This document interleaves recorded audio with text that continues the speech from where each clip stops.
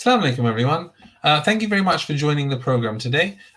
Before we start the main program, the main talk, we're going to have a Quran recitation. So let's start the Quran recitation. Salatu ala Muhammad wa ala Muhammad.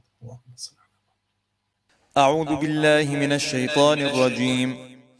بسم الله الرحمن الرحيم. نون والقلم وما يسطرون ما أنت بنعمة ربك بمجنون وإن لك لأجرا غير ممنون وإنك لعلى خلق عظيم فستبصر ويبصرون بأيكم المفتون إن ربك هو أعلم بمن ضل عن سبيله وهو أعلم بالمهتدين فلا تطع المكذبين ودوا لو تدهن فيدهنون ولا تطع كل حلاف مهين هماز مشاء بنميم مناع للخير معتد أثيم عتل بعد ذلك زنيم أن كان ذا مال وبنين إذا تتلى عليه آياتنا قال أساطير الأولين سنسمه على الخرطوم إنا بلوناهم كما بلونا أصحاب الجنة إذ أقسموا ليصرمنها مصبحين ولا يستثنون فطاف عليها طائف من ربك وهم نائمون فأصبحت كالصريم فتنادوا مصبحين أن اغدوا على حرثكم إن كنتم صارمين فانطلقوا وهم يتخافتون ألا يدخلنها اليوم عليكم مسكين وغدوا على حرد قادرين فلما رأوها قالوا إنا لضالون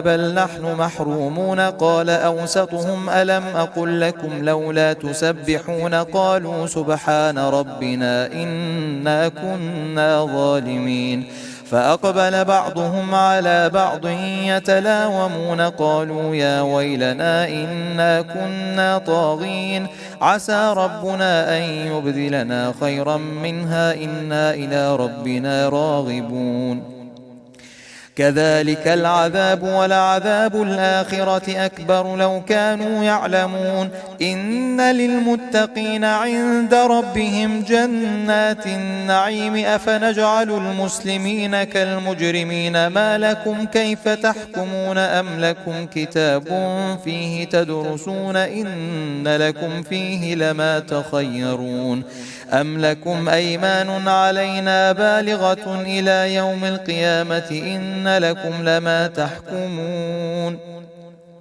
سلهم أيهم بذلك زعيم أم لهم شركاء فليأتوا بشركائهم إن كانوا صادقين يوم يكشف عن ساق ويدعون إلى السجود فلا يستطيعون خاشعة أبصارهم ترهقهم ذلة وقد كانوا يدعون إلى السجود وهم سالمون فذرني ومن يكذب بهذا الحديث سنستدرجهم من حيث لا يعلمون وأملي لهم إن كيدي متين أم تسألهم أجرا فهم من مغرم مثقلون أم عندهم الغيب فهم يكتبون فاصبر لحكم ربك ولا تكن كصاحب الحوت إذ نادى وهو مكظوم لولا أن تداركه نعمة من ربه لنبذ بالعراء وهو مذموم فاجتباه ربه فجعله من الصالحين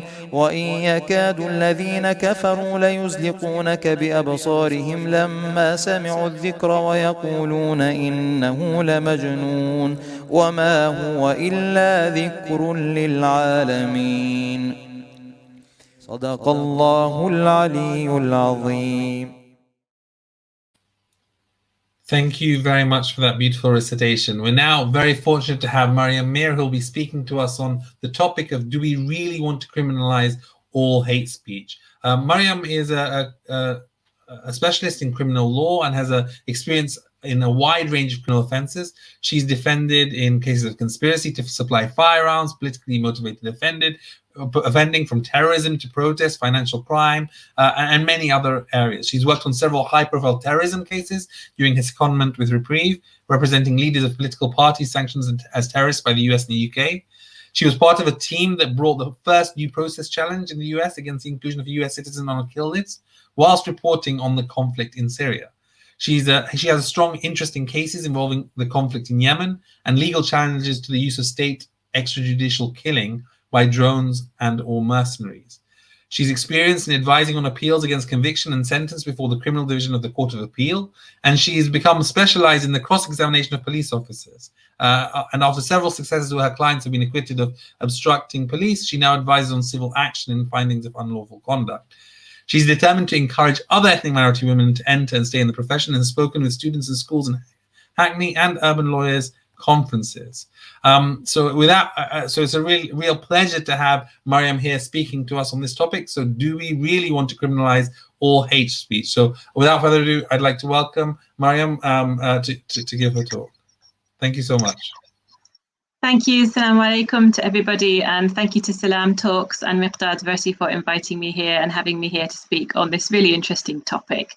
The topic that we've got today is, do we really want to criminalize all hate speech? And the topic came about as a result of a conversation several months ago when I was contributing to the government consultation on hate speech.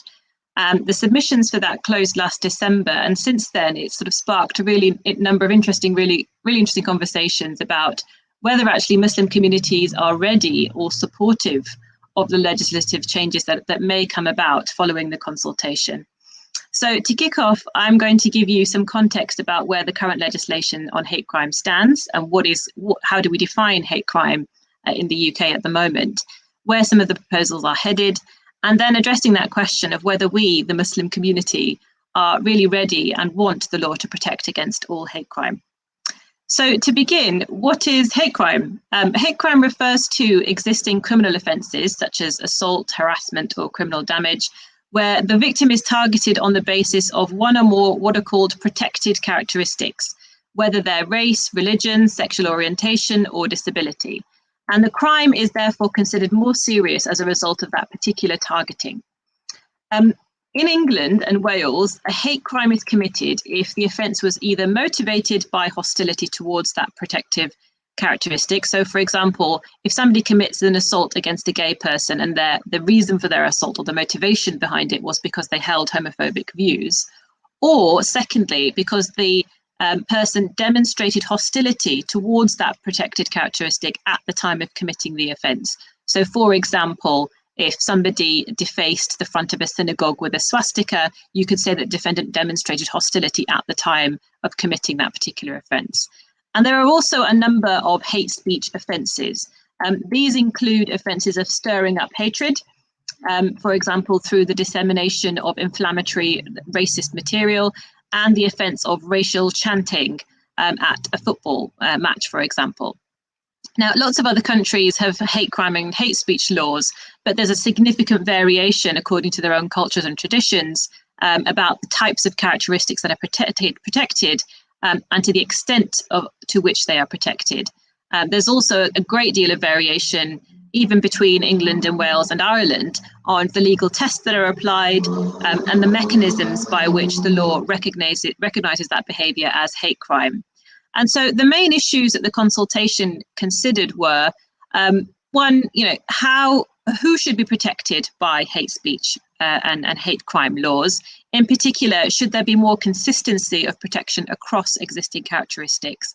And should any further characteristics such as sex or gender or age be added to the ones that are already included within the legislation? And the second thing that the consultation considered was, how should hate crimes work in practice, in particular looking at the current range of offences as well as sentencing enhancements as well.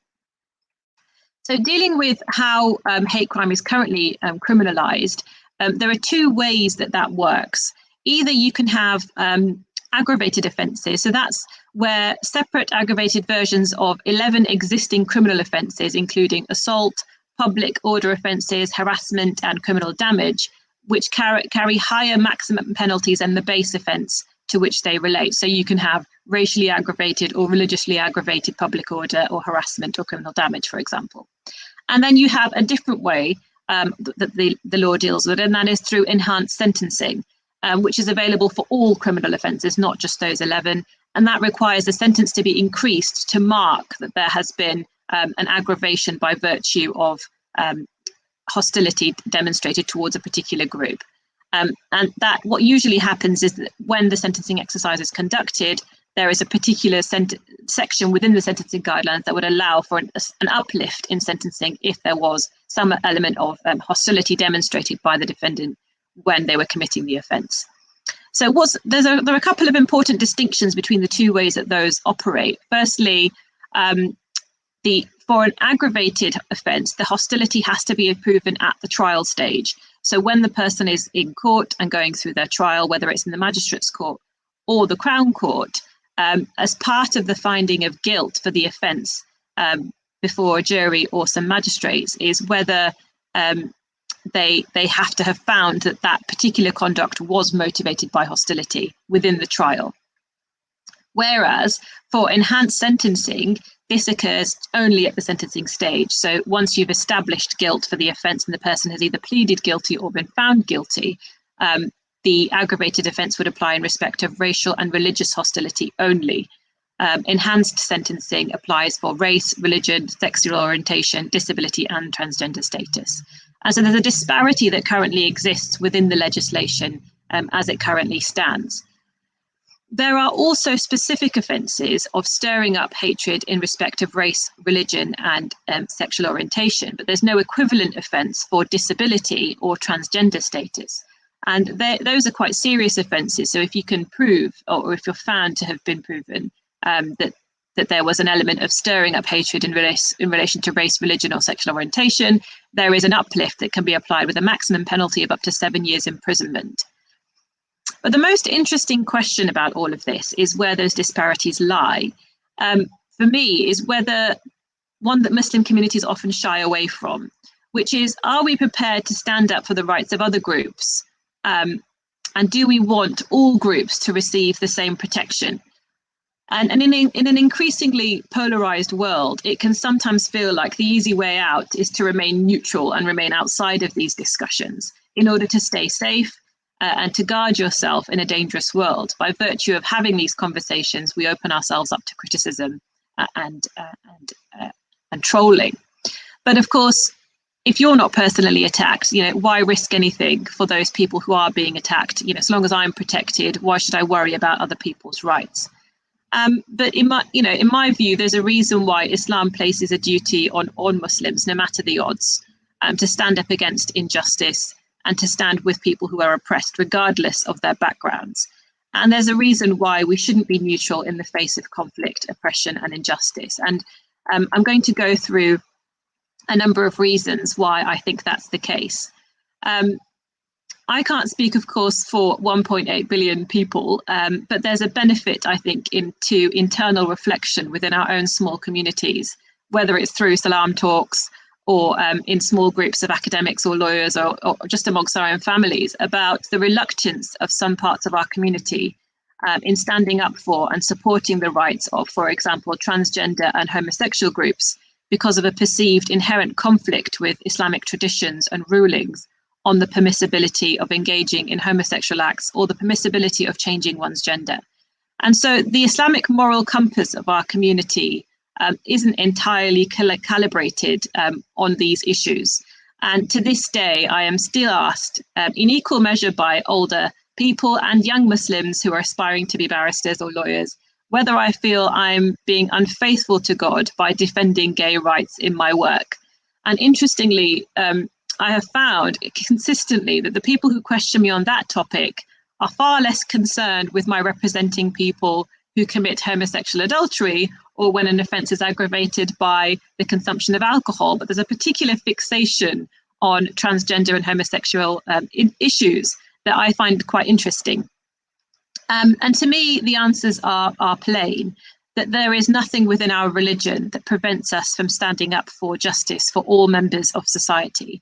And the Quran commands us to stand out against justice and oppression explicitly, even when it is against our own selves. And we're all familiar with the ayah in the Quran that requires us to stand out firmly for justice as witnesses to Allah, even if it's against your own selves or your parents or your kin, whether it's against rich or poor. Allah protects best both.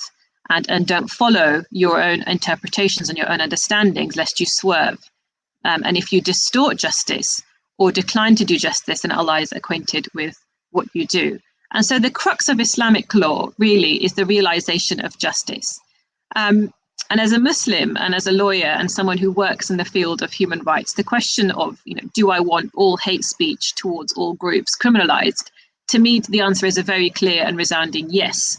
I want all groups that are determined to have a protected characteristic to be offered the same protection against attack and degradation and hostility. And I'm a proponent of that view for three key reasons. The first is that from an Islamic perspective, the permissibility or impermissibility of a particular act does not mean that that individual is therefore to be arbitrarily deprived of all other rights. So even within Sharia, the fact of being involved in a homosexual act or an individual deciding that they didn't feel they were born in the right gender does not preclude them from being protected against arbitrary attack or assault from citizens. And that is what the hate speech legislation really seeks to address. And in my opinion, there is no rational or solid basis for asserting that just because I disagree with somebody's choice to conduct and the way that they conduct their life, that I therefore shouldn't stand up for their right not to be oppressed, vilified, and attacked. So that's the first sort of train of thought.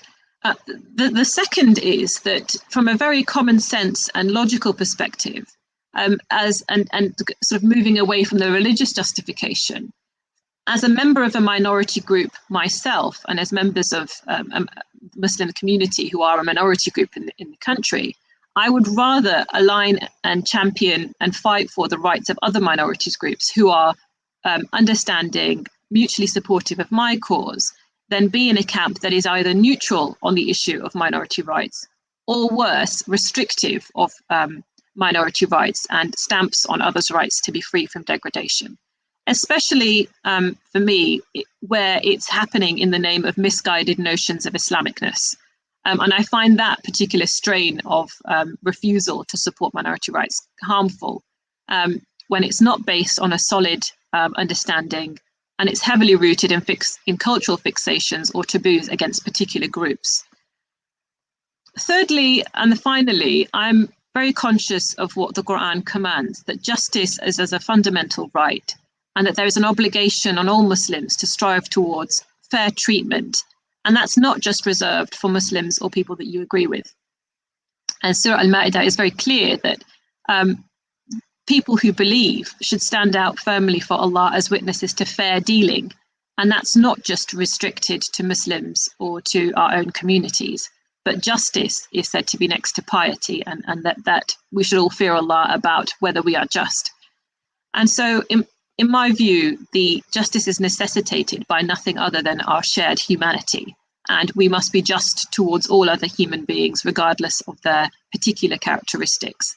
And so supporting the legislation is one way of ensuring that we are striving towards justice as a means of ensuring human dignity and human rights.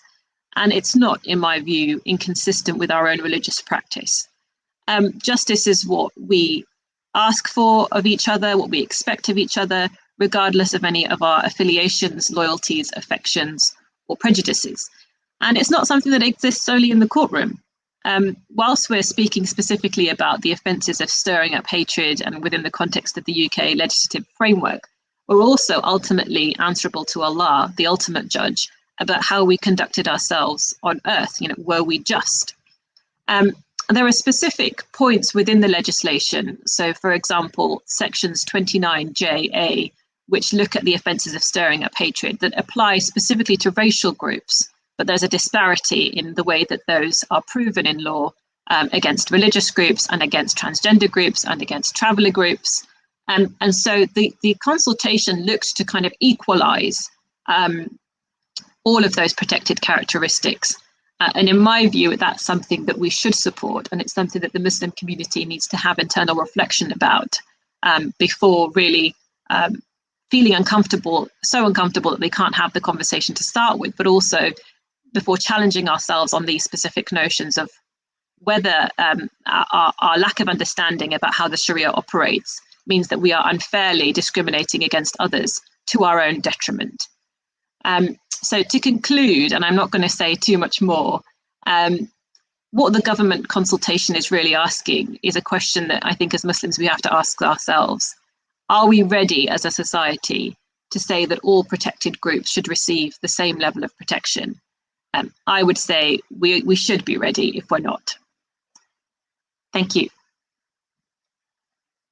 And I think there's going to be some time for questions if people wanted to ask questions, but I'll pass back to Miqdad. Yes, thank you very much for that. We've already started to get some questions in, so thank you very much for those who are asking. Let's start with Ziria Jamal, who's asked on YouTube. What then is, in your view, is the cause of this miscalibration of the moral compass as it relates to these minority groups within the Muslim community? And the second part is really the real question. Why is it so difficult, in your view, for some Muslims to distinguish between advocacy and religious rulings? I.e., why do some Muslims think advocacy equates to legitimization? You can see the question is on the screen for you, so you can see it as well. Oh, thank you. That's really helpful. I was scribbling. So dealing with the first part of your question, Ziria, thank you very much for your question. I think a lack of Islamic education is the real answer. You know, we are fundamentally flawed in understanding our own religion, and there's a real need to educate ourselves, just as we sort of strive to educate ourselves in our degrees, you know, towards working towards employment. We really need to take more care in educating ourselves and taking proper understanding of our religion. And I think that's largely responsible for why people don't get it. And the second part is, you know, why do people misunderstand advocacy as legitimization? I think that comes from a fundamental misunderstanding of the role of advocates and how our justice system works. And that's not that uncommon. You know, lots of us come from first generation or second generation households where you've had very limited interaction with the legislative framework and the judicial system. And so it's, I think, easy to see how those questions about moral misconceptions happen. And I get asked that a lot, you know, why did you decide to be a lawyer? Isn't it problematic? Don't you have to sort of defend people who are guilty? You know, these kinds of questions are sort of, you know, even today, you know, I get asked from young aspiring lawyers, you know, what am I going to do about this moral panic? And it comes from really a misunderstanding how our judicial system works. You know, we in the UK are part of an adversarial system where the state is represented by the prosecution, the police, and the defence has an individual advocate who represents them. And so the way that it works is that the prosecution bring the case and the individual who is charged with an offence has to respond to it. And so my role as an advocate is not to sort of blindly follow everything that is said and just sort of be a parrot and a speaking piece for the defendant. But in essence, it's to ensure that there is fairness of proceedings. And so that is by ensuring that, you know, the charge process is fair, the interview process is fair, the trial is fair, the sentencing procedure, if the person is either found guilty or pleads guilty, is fair. So it's really about ensuring the fairness of proceedings throughout. And I think lots of people, having watched dramatized versions of what happens in a courtroom, don't really understand that. Both Muslim people and non-Muslim people have asked me the same question. So it's not something that's limited to the Muslim community. But I think the fundamental root of it is a lack of understanding about our judicial system and also a lack of understanding about our own religion. I hope that answers the question. Thank you very much. Let's ask GM. I'm not sure who this is, but a great talk, mashallah. Historically, the standard of evidence has been very high for claiming Islamophobia. Is this likely to get better or not following this consultation?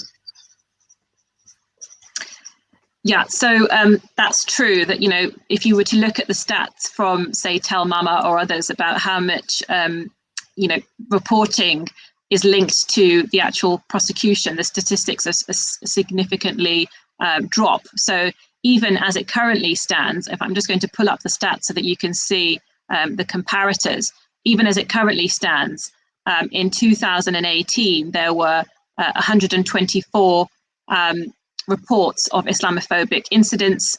12% resulted in a prosecution, and of that 12%, 10% resulted in a conviction. So there's still a very sort of disconnect and disjointed approach to the number of reporting. But as you know, the criminalisation of these, especially stirring up racial hatred and religious hatred, I think becomes more widely known. I'm hoping that will lead to a greater increase in reporting. And once people kind of have more awareness about their rights, once these incidences happen, I hope that will lead to an increase in people being able or feeling confident in reporting and knowing that something is going to happen as a result of that. And then, in time, I do feel that will lead to an increase and an improvement. Isn't part of this because of the threshold? Yes. Sorry, go on. As in the threshold for religious incitement to religious hatred is significantly higher than it is for incitement to racial hatred. Yes, so historically, racial hatred has been criminalised much earlier, and you had to show that there was likely to cause, rather than a specific point of incitement, was that you had to show it was likely to cause harassment, alarm, or distress. Now, what we hope will happen as a result of the consultation is that religious hatred, hatred against that's directed against those who have a disability, who are via transgender groups or travellers, will also have the same level and the same requirement, and that will be levelled, and hopefully that will mean that prosecutions are more likely to succeed as a result, and a higher rate of convictions. I guess maybe, is it possible to talk a bit more about, so this question from Ahmed Versi on YouTube, how is current hate crime legislation different from incitement to racial or religious hatred? Okay, so I think there's a few specific ways that it's different, but specifically sections 29J and 29JA on the issue of stirring up hatred. The existing provisions with them don't apply to all forms of hatred. And so what normally happens is that they will be relevant only to a single form of hatred. There's a mismatch in their application to racial and religious groups, which is nonsensically inconsistent. It just as a result of how law has developed over time. And so what will happen now is that they will neutralize all of those and put them at the same level. Another sort of example is that incitement offences used to only be illegal if they weren't protected if they took place within a person's home. And what often happened was that far-right groups would utilize that by conducting racial groups, the meetings that were directed at sort of stirring up racial hatred within a person's home. And that's going to be removed from the legislation, or it's certainly one of the proposals. The government consultation also invited views on whether hatred for the purposes of the stirring up offences should include hatred on the grounds of one or more protected characteristics. And my view was that by aligning the thresholds and fault requirements to the currently protected characteristics, it would be possible to replace the offences that in sections 18 and 29 with a single offence of unlawfully stirring up hatred, where the definition of hatred that's listed is not only in the current and proposed characteristics, but also against a specific group that are defined by, so if, say, for example, if you were a Muslim, but you were also black, you could have both of those, a combination of more than one characteristic, and you could make a complaint on the basis of either of those, and you could be charged with an offence on the basis of either of those. So it's not limited to simply one characteristic, which is what used to happen before. One question that's come on WhatsApp, a question to you is, can you give examples of what things would be covered under this new legislation, not in principle, but in practice? What types of things would be protected for our communities, for Muslim communities? So, for example, if somebody there was a mismatch in the legislation, because what used to happen is that they would criminalise an op-ed in a newspaper that was inciting towards religious hatred. So say if a piece that was published in a newspaper was inciting towards religious hatred by virtue of, trying to think of a good example, suggesting that all the Muslim community were encouraging violence towards mosques, for example, would be an example of that. If somebody published that in a newspaper, that would automatically be incitement to religious hatred, and that could be under Section 29, and it could be somebody could be criminalized for it or charged or prosecuted for it. What wasn't happening is that, for example, tweets that were retweeted. So say if somebody posted that article but retweeted it as an approved tweet and said, I agree with this, or words to that effect, that still wasn't what you wouldn't have been able to prosecute somebody on the basis of a retweet where it showed, even if it showed that the person agreed with it. Now the new legislation will require an individual there are grounds for questioning of an individual about whether they were retweeting and thereby inciting religious hatred. It also equally applies, and this is something for our community to reflect on, that when the members of the Muslim community are sort of speak in a way that incites violence against homosexuals and are reposting tweets, for example, that are inciting violence against people who are gay, that kind of behavior could also be open to prosecution and criminalization. So the specific points about, the internet being much more monitored, I think is something that people need to become rapidly aware of, and perhaps they weren't before. Thank you. From the same person, is there a difference between incitement to violence and incitement to hatred? And if so, can you give an example of incitement to hatred? Yeah, that's a really good question. And it's one that in practice, often in magistrates' courts where these cases start off, there's a clear misunderstanding between encouraging other people to commit violent acts and encouraging people to spew hatred or criticize. So the line to be and lots of this is developing through the case law as and when it happens. It's not, I wouldn't say yet that the law is in a satisfactory state in which you can clearly have distinguished between the two. But largely and broadly, if you're inciting somebody to violence, you are inciting towards a specific act. It's not enough to say, I hate all Jews.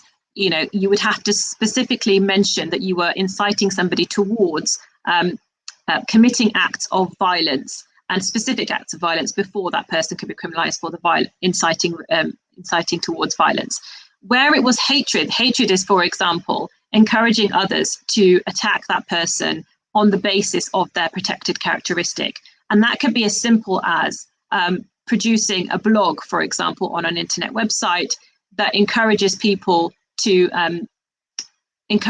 So, for example, there was recently a case involving a young man who produced a blog that was anti-Semitic in nature, in that it forwarded versions of tropes about Jews, and that it criminalized or suggested that that broad characteristics that apply to Jewish people as a result of that, and it went on to say that those individuals should receive less rights as a result of these particular tropes that it was promulgating. And that was said to be inciting religious hatred. There's also an interesting point, which is that part of the legislation that it was failing to address the way that Muslim communities work is because in reality, the Muslim community is treated as a separate group religiously. But the real instance and the broader problem underlying this debate is that while Muslims are currently dealt with as a religion, they are in reality racialized as a group. It's very rare for instances of Islamophobia or anti-Muslim hatred to be directed at a person's theological beliefs or criticizing their particular religious practices. And that's not really where the problem lies. There's little objection, I think, from mainstream Muslim groups to genuine critique of Islam. More frequently, anti-Muslim hatred manifests itself as a broad attack on religion as an identity, and when it's intermingled with other facets that make up a person's otherness. And so that's really what this legislation is trying to deal with, where attacks on an identity are an attempt to solidify a person's otherness and use that as a basis upon which to attack them and discriminate against them. And I think certainly structural Islamophobia has very little to do with theology, and it's a bit of a fake distinction that's been used by free speech groups to justify the mismatch in protections that have been offered. And I'm hoping that the legislation being equalised in this way will deal with that. Thank you very much. Can we have Ahmed Versi, who wanted to ask a question in audio? Please go Okay, ahead. assalamu alaikum. When you mentioned that as far as, you put an argument that some Muslims bring this argument forward, that as far as I'm protected, why should I stand for others and work with others? Okay, there might be a few people who are objecting to this, but if you look at historically, the way the Muslim community has been in this country, so in the past, especially when there was a debate on the incitement to religious hatred coming up for debate and legislation, the Muslim leadership in this country worked with other faith communities and also with the gay community to ensure that even Muslims would not object to any legislation that came regarding incitement to, say, for example, homosexuals, and so on. So at the leadership level, and they were supported by the community. I mean, there wasn't any objection or criticism of the Muslim leadership on this issue. So why is happening now that when, for example, you want to bring this in, for example, on this new legislation, that you are having these objections? It's a really good point. I think, at the time, so for example, I know that, specifically Jewish groups and Sikh groups were fighting really hard to have themselves identified as racial groups for the simple purpose that they were otherwise unprotected by the legislation. And I know that Muslim communities, in my locality in Leeds at the time, were standing with those groups to try and encourage government to take up that identity. We didn't do it for ourselves, notably. We sort of continue to identify ourselves as a religious group and thereby were unprotected for a long time. I think that why it's gotten harder is because we are living in a really polarized society. I recall those debates happening around the protection of homosexual people and, trans rights groups and Sikhs and Jews, when I was a youth, and I remember feeling like the community was supporting each other. I think times have changed significantly. We live in an increasingly polarized society where there's been a massive increase in Islamophobia and Islamophobic attacks. And perhaps that has a sort of chilling effect on the willingness of some parts of the Muslim community to support other people's rights. I have to say that I do still think those are the minority. And I still feel that the vast majority of people that I come across, and I agree with you that especially at the leadership level, people seem to get it, and there isn't the same concern that has been expressed. Not as much as I get from young people who are questioning me directly, and especially these young aspiring lawyers who come to me frequently and say, should we really be standing up for XYZ group? But that's, I think, reflective of the fact that the society and opinion of society has changed significantly since when I was a youth. I certainly didn't have that question in my mind when I was growing up, but I'm increasingly hearing the same question. And I suspect that's reflective of the society that we now live in. Is it just the society, also the leadership? I mean, I think at that time the leadership did come out and speak and talk to the community itself. It did not feel that if we talk to the community, they'll say, oh, how come we are supporting, say, homosexuals and so on? Is it because now the leadership is afraid to speak out and to try and take the step? I think that's probably part of it, and totally unsupported by current leadership.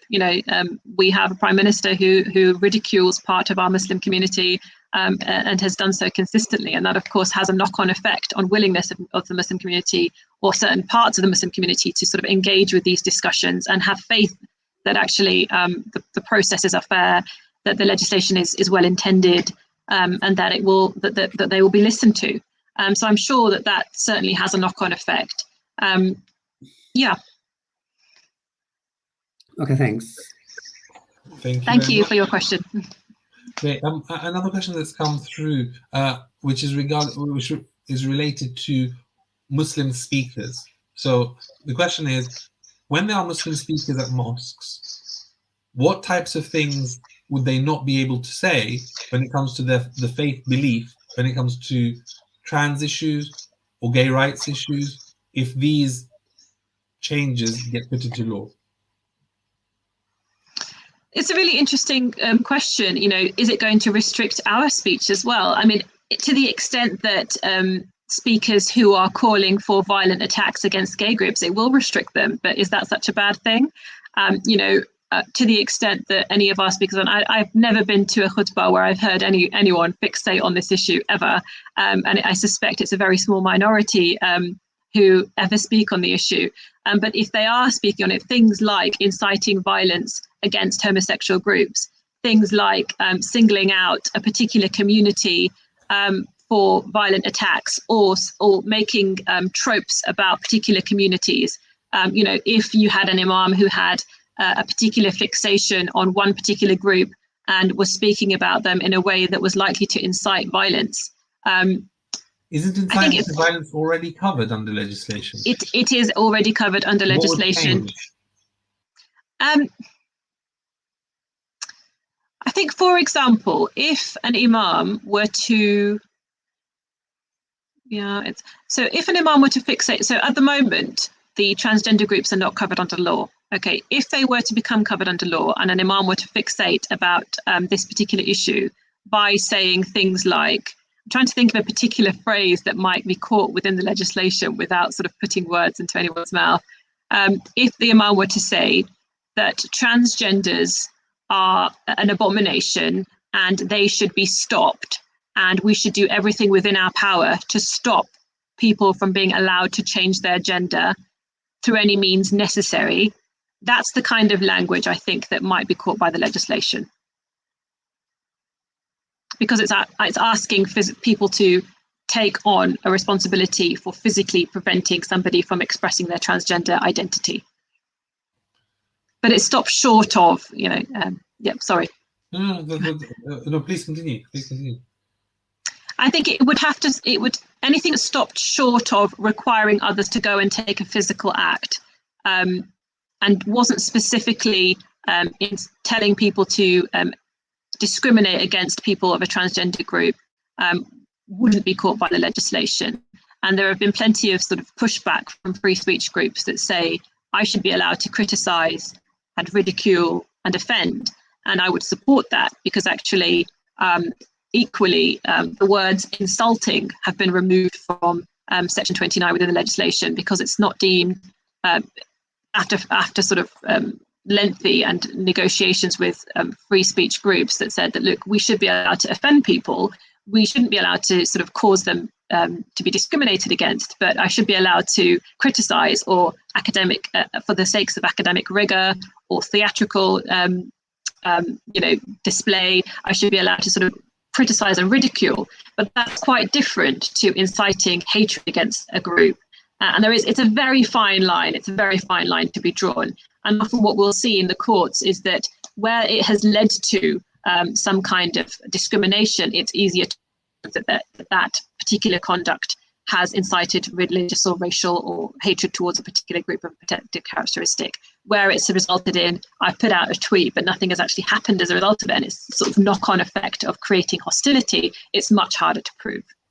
So the question that's being asked is, if you wanted to say one group of people have to go, should go to the bottom of the pits of hell and stuff like that, or you shouldn't associate with these people because they will lead you astray, those types of ideas, would they be covered under this legislation? I don't think they would. We had an interesting conversation about this just a week ago. I don't think they would. So if somebody was sort of referring to specific ayat that condemn, for example, homosexuality or condemn adultery or condemn, whatever it is, condemning somebody doesn't go far enough to incite hatred against them, in my view. But it would depend on the particular wording. I think if somebody was saying, they're destined for hell, well, hell is a concept and not everybody believes in it, right? So I don't think that would be sufficient. But if you were sort of suggesting that those individuals should have some form of retribution against them in this life, and that the individual should take that into their own hands, then I think that would be a very fine line you may have crossed.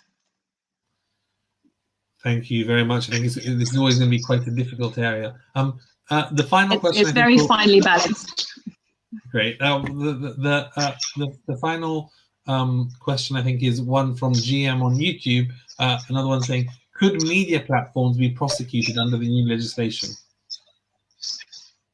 That's a really interesting question. There's been lots of discussion about whether, the Facebooks and Twitters of the world should be protected under the legislation, or whether, in fact, they should also be held to account. And historically, or because it's a very recent development, social media has had very little accountability at all. And so one of the things that the legislation of the consultation speech looked at is that it's a logical extension that if relevant material is stirring up hatred in written form, and that's encapsulated within legislation, then audio or visually recorded versions of the same content that's produced on social media will have the same effect, if not more powerful. And sections 19 to 22 of the current Act try to deal with this, but in my view, they don't go far enough. So in today's world, where the power of social media is a tool for rapidly disseminating material in a plethora of ways, without meaningful regulation or accountability, that really needs addressing. And the law as it currently stands is really outdated. It needs to move on from newspapers, graffiti, plays, or cable in some parts of the legislation to, podcasts, snaps, Insta Reels, TikTok. And the extension to all material would tackle current holes and inconsistencies in the legislation.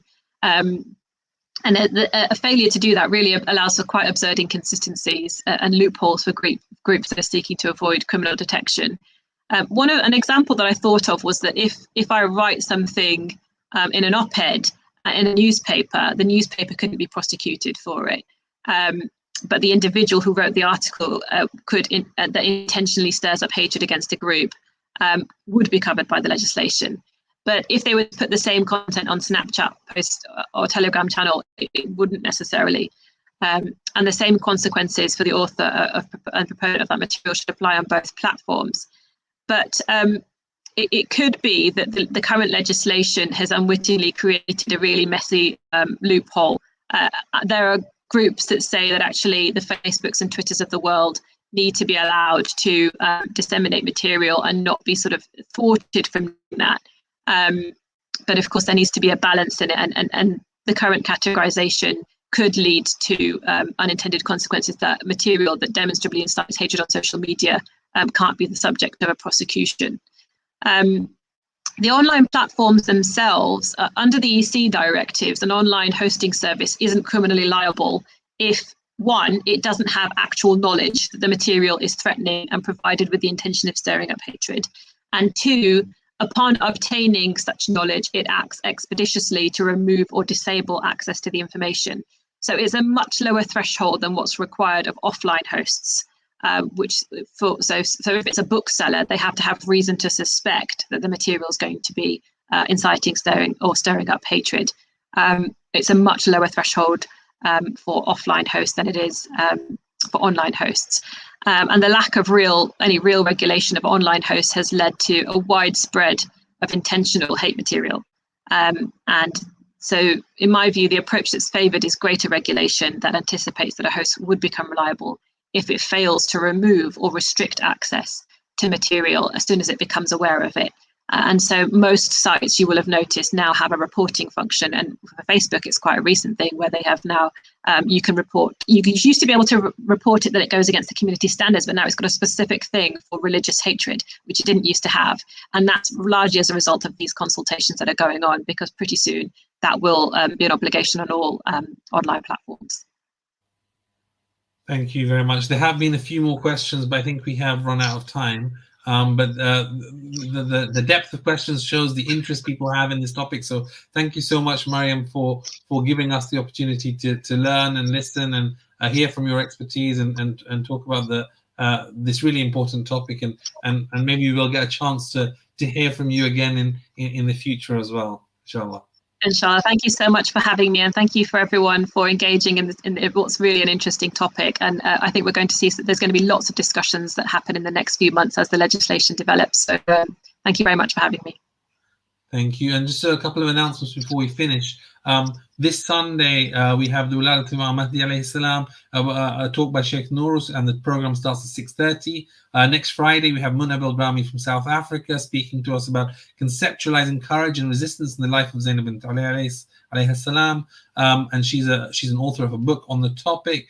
And the week after, on Friday, we have Ambassador Luqman Faili, who's going to be speaking on democracy and political developments in Iraq, and he's someone who really will know the topic very well. So we look forward to hearing from him soon in a couple of weeks. So please do join our programs as we approach Ramadan in the next few weeks, and look forward to hearing from you soon. Thank you very much for all of those who are listening, both on YouTube, on Zoom, or on Facebook, and for asking your questions on any of those platforms, as well as directly on WhatsApp. Thank you for your engagement, and inshallah, look forward to seeing you on Sunday. Assalamu alaikum wa rahmatullahi wa barakatuh.